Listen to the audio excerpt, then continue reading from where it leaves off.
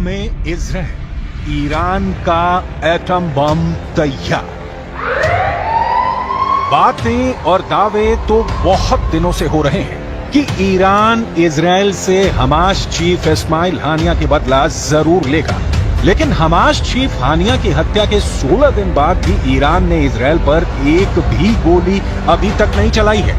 आखिर ईरान इतना ज्यादा वक्त इजराइल पर हमला करने में क्यों लगा रहा है? इस सवाल का एक जवाब ये है कि ईरान इजराइल पर बहुत बड़ा परमाणु हमला करना चाहता है ताकि इजराइल को दोबारा हमला करने का मौका ही न मिले। ईरान से जुड़े इस सनसनीखेज खबर ने इजराइल के होश उड़ा दिए हैं। प्रधानमंत्री नेतन्याहू से लेकर अमेरिकी राष्ट्रपति बाइडेन तक ईरान की एटमी तैयारी से भौचक्के रह गए हैं। इंटरनेशनल मीडिया में छन छन करा रही खबरों से पता चला है कि ईरान इजराइल पर बड़ा हमला करने से पहले एक जबरदस्त परमाणु धमाका करने जा रहा है ताकि इजराइल और उसके दोस्तों को साफ संदेश दिया जा सके कि अगर ईरान को इजराइल ने दूसरा गाजा बनाने की कोशिश की तो ईरान इजराइल को परमाणु बम की आग में भस्म कर देगा। जरा देखिए ईरान के परमाणु हमले को लेकर क्या तैयारियां चल रही हैं।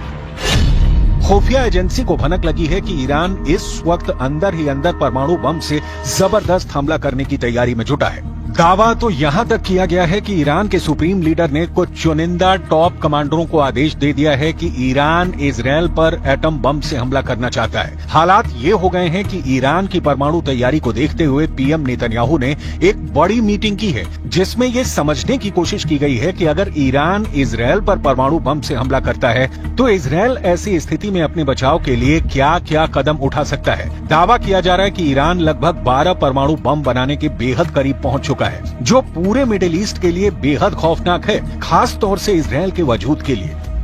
ईरान अपने बेहतरीन ड्रोन और मिसाइलों के लिए मशहूर है। दावा किया जाता है कि ईरान के पास लगभग 48 से ज्यादा ऐसे बंकर हैं जिसमें घातक मिसाइलें मौजूद हैं। दिक्कत यह है कि ईरान से इजराइल के बीच की दूरी 1700 से 2000 किलोमीटर तक है। ऐसे में इजराइल के पास एक ही रास्ता है कि उसे इजराइल पर हमला करने के लिए ऐसी मिसाइलें मिले जो इजराइल को एक ही हमले में दबा करके रख दें। इसी जरूरत को ध्यान में रखकर ईरान ने अभी तक इजराइल पर घातक हमला नहीं किया है, क्योंकि चीन और रूस ने ईरान को बड़े हमला करने से पहले पूरी तैयारी करने को कहा है। खास तौर से ईरान को 2000 किलोमीटर तक मार करने वाली ऐसी मिसाइलों से रूस और चीन लैस करना चाहते हैं जो इजराइल को बचने का मौका ही न दें। यानी ईरान की राजधानी तेहरान से इजराइल के तेल अवीव पर सीधा और बड़ा हमला। राष्ट्रपति पुतिन, राष्ट्रपति शी जिनपिंग ईरान के supreme leader Ayatollah Ali Khamenei को साफ संदेश दे चुके हैं कि रूस और चीन आखिरी दम तक ईरान के साथ हैं। खबर है कि रूस ने अपने लड़ाकू परिवहन विमान से दर्जनों परमाणु क्षमता वाली मिसाइलें तेहरान पहुंचा दी हैं। दावा तो यहां तक किया जा रहा है कि अगर तेहरान ने इनमें से एक भी मिसाइल से इजराइल पर हमला किया तो इजराइल का विनाश कोई रोक नहीं सकता है। We are looking on this Iranian network that put a deadly explosive inside Israel, and we will act against the Iranian terror wherever it is. We will not expect, we will not get any Iranian explosive devices here and not do anything. We will act determinedly against the Iranian terror wherever it is. Iran की missile जरूरतों के मद्देनजर उसे रूस ने Iskander मिसाइलें दी है।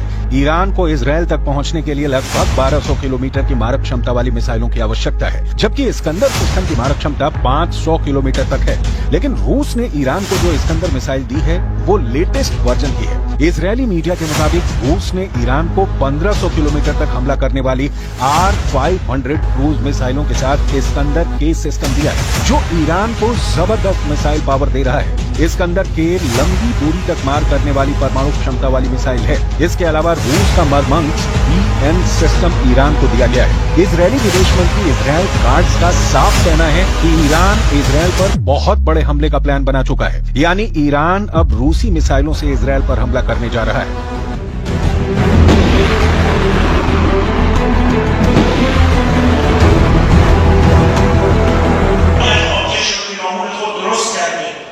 و فکر میکنه که میتواند کشورها را با ترور دانشمندان هسته‌ای را در خیابان‌ها ترور کنند تا یک کشور از دستیابی به انرژی هسته‌ای باز بماند. این مضحک‌ترین استراتژی است برای دستیابی به یک هدف سیاسی.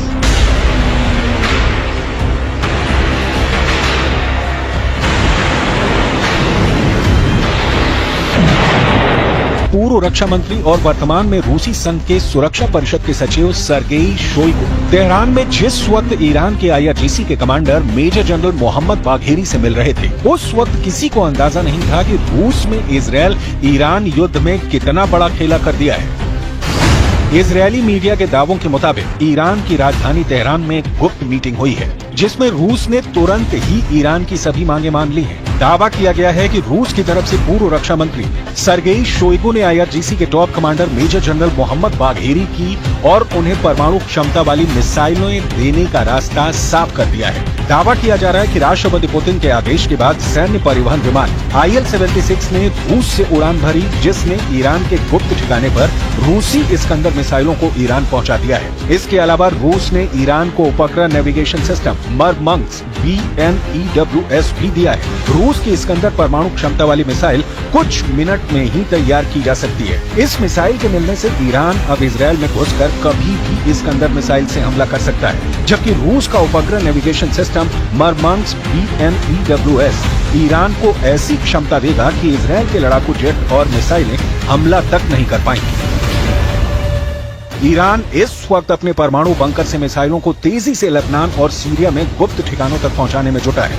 IRGC के टॉप कमांडरों को साफ आदेश है कि कम से कम मूवमेंट की जाए, इजरायल के जासूसी नेटवर्क को चकमा देते हुए मिसाइलों को अड्डों पर पहुंचाया जाए। खबर तो ये भी है कि रूस के कुछ कमांडर गुप्त तरीके से ईरान की जबरदस्त मदद कर रहे हैं।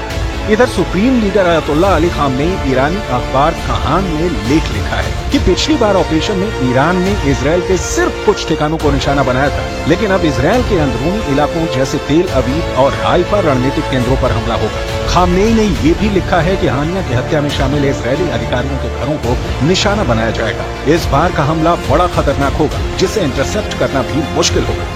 رژیم صهیونی جنایتکار و تروریست با این اقدام زمینه مجازات سختی را برای خود فراهم ساخت و خونخواهی او را که در حریم جمهوری اسلامی ایران به شهادت رسید وظیفه خود می‌دانیم.